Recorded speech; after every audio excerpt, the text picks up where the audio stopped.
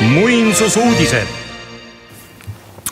No meie meedias on meeli erutavalt käsitletud Tallinna linnahalli maalimist, mis iseenesest, kui nii vaadata, jätavad ju üsna sellise meeldiva mulje, selles on kunstilist sädet.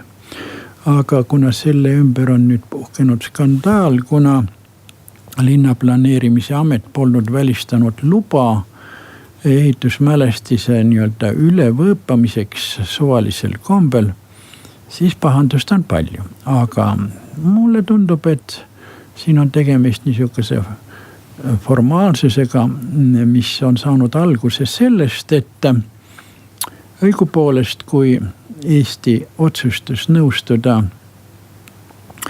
eesistuja rolliga Euroopa Liidus ja määrati, et selle põhiürituste toimumise kohaks saab olema kultuurikatel, vana elektrijaam, eks ole. Siis oli ju selge, et see rääbakasse olekusse ja süüdimatute grafititega soditud linnahalli hoone jääb ju otse kultuurikatla väravasse ja selle armetu väljanägemine kompromiteerib Tallinna linna ja Eesti Vabariiki. Ja siis oleks pidanud juba kohe vastu võtma otsuse, kuidas linnahalli välimust tsiviliseerida, et ta ei oleks nii häiriv oma hüljatuses. Ja võimalik, et see praegune lahendus ongi ainumõeldav lahendus, et kuidas selleks ajaks, kui nüüd pool aastat siin sagib kuni 40 000, eks ole, väliskülalist just Euroopa asjaajamisega seoses nii hästi.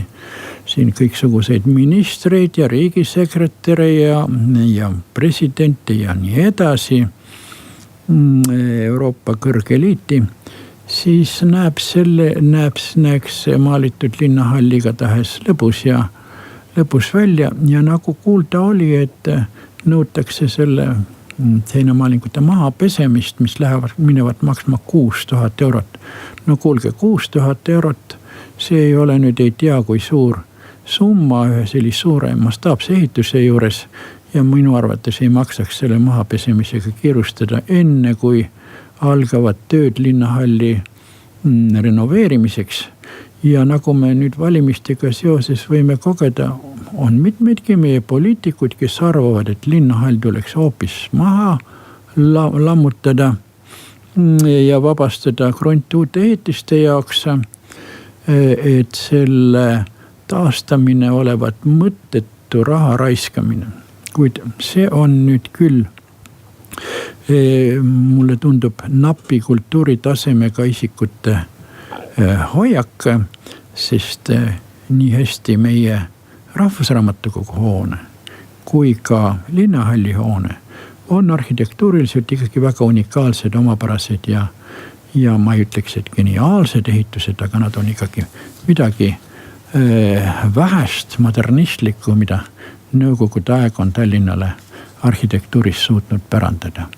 Nii et bürokraadid, tõmmake palun natuke tagasi võitluses nende seinamaalingute vastu. Oleks minu arvamus.